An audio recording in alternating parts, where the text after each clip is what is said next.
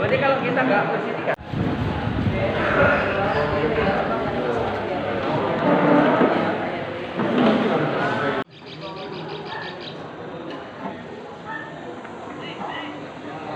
92 bakal calon kepala desa di Kabupaten Pesawaran mengikuti verifikasi bakal calon kepala desa yang akan mengikuti ajang pemilihan kepala desa secara serentak di Kabupaten Pesawaran di bulan Desember 2022.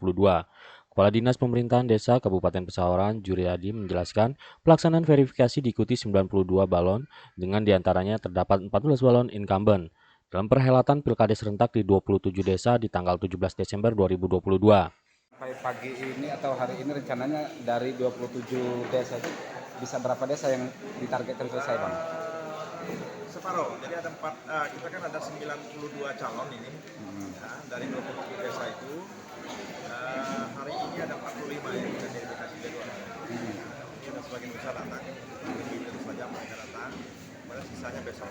OPD yang terlibat, Bang, dalam verifikasi ini, Bang?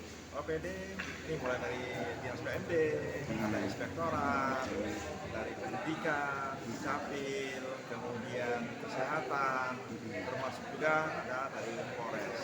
Oh gitu, Bang. Verifikasi ini hanya checklist atau juga melakukan pemeriksaan secara menyeluruh nih, Bang, kelengkapan administrasinya? Kita checklist ya, yang pertama checklist bahwa itu dokumen persyaratannya ada, ya. Kemudian masing-masing, makanya kita melibatkan OPD terkait ya untuk memastikan bahwa dokumen itu benar dan sah.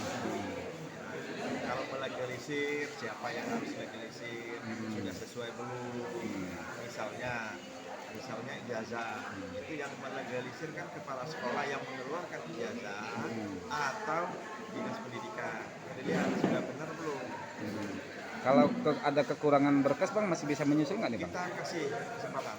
Ada tenggat waktu ya, Bang? Ya? Sampai kapan, Bang, kalau limitnya? 7 hari dari hari ini, mereka buat pernyataan, nanti setelah selesai verifikasi, catatan itu kan kalau catatan masing-masing calon itu buat pernyataan bahwa mereka akan melengkapi 7 hari, paling lambat 7 hari ke depan sampai dengan termasuk jam yang kita sebutkan sampai jam berakhir jam kerja di hari 7 hari tersebut.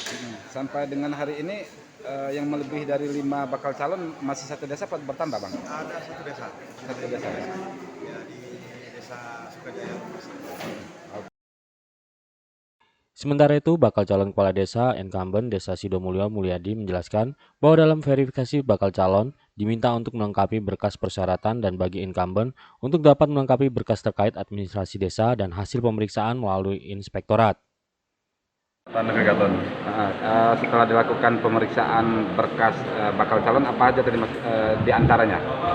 Ya, kita diperiksa dari mulai KTP, KK oleh Dukcapil, ijazah oleh Dinas Pendidikan, terus kita bagi incumbent juga diperiksa oleh inspektorat, artinya ada permasalahan tentang pajak atau tidak, diperiksa juga oleh Polres Pesawaran yang mengenai SKCK, SKPD, dan dinas-dinas terkait, ya terutama PMD.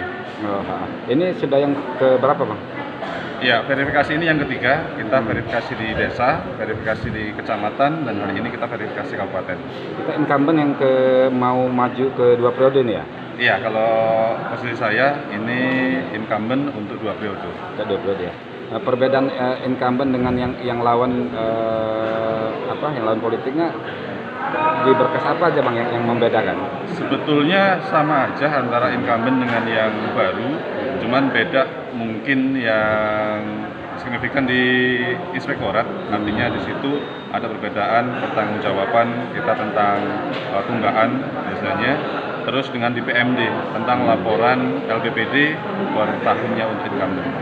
Secara umum tidak ada kendala tadi syarat-syarat berkas ya? Alhamdulillah tidak ada kendala.